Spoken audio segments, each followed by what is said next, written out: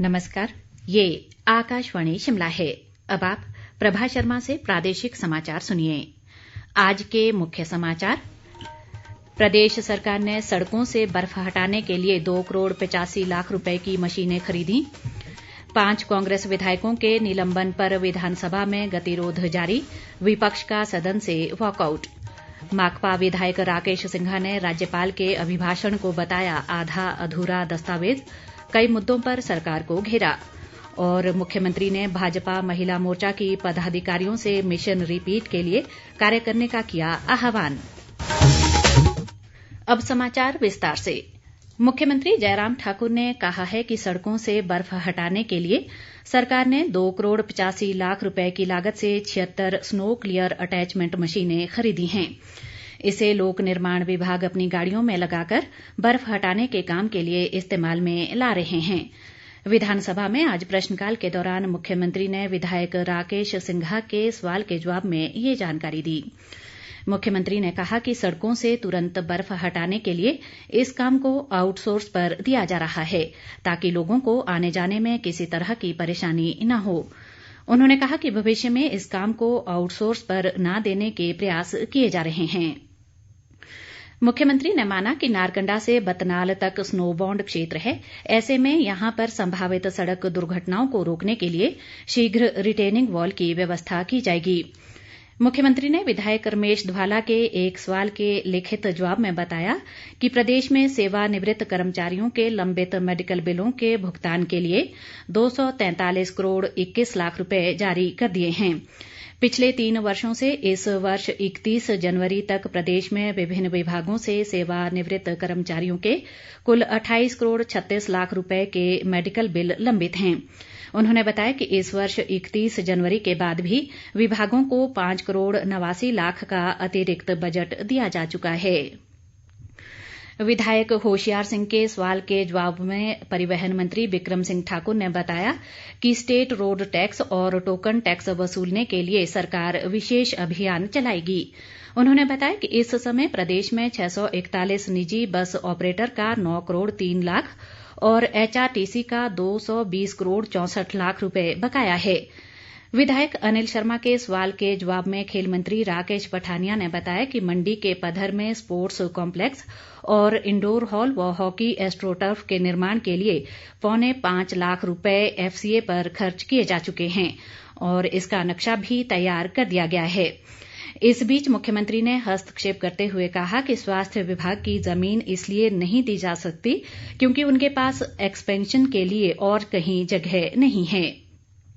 स्वास्थ्य मंत्री राजीव सैजल ने कहा कि प्रदेश में जड़ी बूटियों के संग्रहण के लिए किसानों को प्रोत्साहित किया जा रहा है। उन्होंने कहा कि इसके लिए उत्तराखंड की नीति का भी अध्ययन किया जा रहा है। सैजल ने कहा कि इसके जो अच्छे पॉइंट सामने आएंगे उसका अनुसरण किया जाएगा। विधानसभा के बजट सत्र में 5 कांग्रेस विधायकों के निलंबन पर चल रहा गतिरोध जारी है। विपक्ष ने इस मुद्दे पर हंगामा करते हुए आज सदन से वॉकआउट कर दिया। सुबह 11 बजे सदन की कार्यवाही आरंभ होते ही कांग्रेस विधायक जगत सिंह नेगी ने नियम 323 के तहत पॉइंट ऑफ ऑर्डर के माध्यम से कांग्रेस विधायकों के निलंबन का मामला उठाया। जगत सिंह नेगी ने इसे एक तरफा व तानाशाही भरा फैसला करार दिया और विधानसभा अध्यक्ष से इस पर व्यवस्था देने की मांग उठाई। उन्होंने कहा कि सदन को फिर से बुलाना और इसके लिए विपक्ष को उचित समय देना विधानसभा अध्यक्ष के अधिकार क्षेत्र में आता है। नेगी ने कहा कि विपक्ष की गैर मौजूदगी में 5 कांग्रेस विधायकों को निलंबित करने का फैसला और मार्शल की शिकायत को आधार बनाते हुए इन विधायकों के खिलाफ एफआईआर दर्ज करवाई गई। नेगी के पॉइंट ऑफ ऑर्डर पर विधानसभा अध्यक्ष विपिन परमार ने प्रश्नकाल के बाद व्यवस्था देने की बात कही और 11:10 पर प्रश्नकाल शुरू करने की घोषणा कर दी, जिस पर विपक्षी सदस्य हंगामा करने लगे और नारेबाजी करते हुए सदन से बाहर चले गए। मुख्यमंत्री जयराम ठाकुर ने विपक्ष के वॉकआउट के बाद कहा कि राज्यपाल के सम्मान को पहुंची ठेस के लिए विपक्ष को माफ नहीं किया जा सकता। उन्होंने कहा कि राज्यपाल के साथ विपक्ष द्वारा किया गया दुर्व्यवहार अब उसी के गले की फांस बन गया है। मुख्यमंत्री ने कहा कि विपक्ष की आज स्थिति ये हो गई है कि उन्हें खुद ही पता नहीं लग रहा और अब वे सदन की व्यवस्था पर प्रश्न खड़ा कर रहे हैं।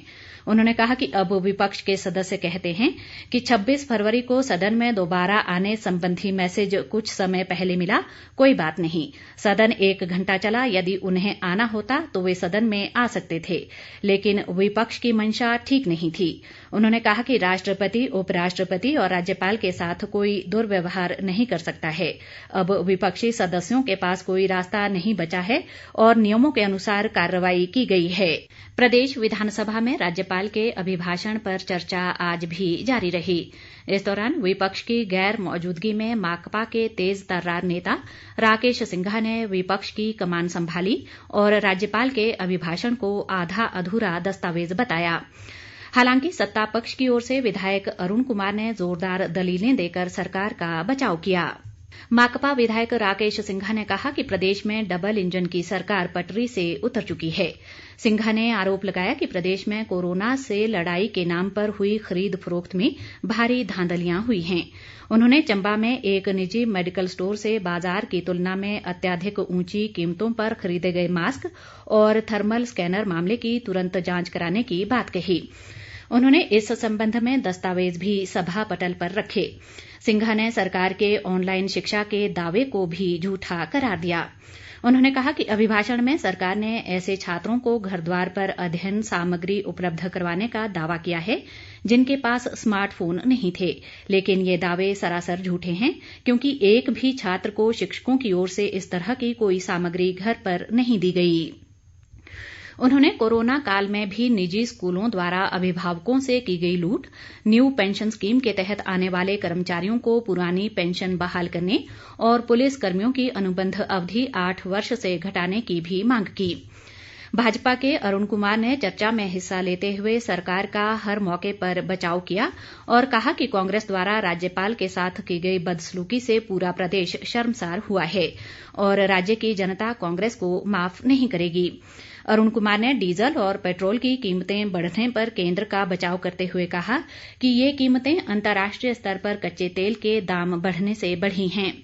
राज्यपाल के अभिभाषण पर कर्नल इंद्र सिंह, नरेंद्र ठाकुर, विनोद कुमार, JR कटवाल, हीरा लाल, सुरेंद्र शौरी और कमलेश कुमारी ने भी हिस्सा लिया। मुख्यमंत्री जयराम ठाकुर कल सदन में धन्यवाद प्रस्ताव पर हुई चर्चा का जवाब देंगे। मुख्यमंत्री जयराम ठाकुर ने कहा है कि किसी भी पार्टी के उत्थान में संगठन की भूमिका महत्वपूर्ण होती है और महिला मोर्चा ने इसे सार्थक करते हुए प्रदेश में पार्टी को सशक्त बनाने में मदद की है। ऊना जिले के भरवाईं में आज प्रदेश भाजपा महिला मोर्चा की कार्यसमिति की बैठक के समापन अवसर पर मुख्यमंत्री ने ये बात कही। जयराम ठाकुर ने कहा कि महिला मोर्चा अपने समर्पण, सेवा भावना और कर्तव्य परायणता के चलते प्रदेश में ही नहीं बल्कि देश भर में अपनी अलग पहचान बना चुका है। मुख्यमंत्री ने मोर्चा की पदाधिकारियों से राज्य सरकार की कल्याणकारी योजनाओं व नीतियों के बारे में लोगों को जागरूक करने और वर्ष 2022 में मिशन रिपीट के लिए जमीनी स्तर पर कार्य करने का आह्वान किया। इस अवसर पर ग्रामीण विकास व पंचायती राज मंत्री वीरेंद्र कंवर, उद्योग मंत्री बिक्रम ठाकुर और प्रदेश भाजपा अध्यक्ष सुरेश कश्यप सहित अन्य पार्टी नेता मौजूद रहे। प्रदेश कांग्रेस अध्यक्ष कुलदीप सिंह राठौर ने आज शिमला स्थित पार्टी कार्यालय राजीव भवन में कांग्रेस के जिला अध्यक्षों से बैठक कर आगामी नगर निगम चुनाव और विभिन्न मुद्दों पर भाजपा सरकार को घेरने की रणनीति बनाई। उन्होंने बताया कि इस समय प्रदेश का हर वर्ग महंगाई, बेरोजगारी, भ्रष्टाचार से जूझ रहा है, जबकि सरकार इस पर कोई भी कार्य नहीं कर रही है। उन्होंने कहा कि कांग्रेस आम लोगों के इन मुद्दों को लेकर 10 मार्च को विधानसभा का घेराव करेगी। अंत में मुख्य समाचार एक बार फिर।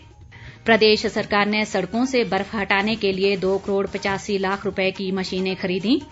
5 कांग्रेस विधायकों के निलंबन पर विधानसभा में गतिरोध जारी, विपक्ष का सदन से वॉकआउट।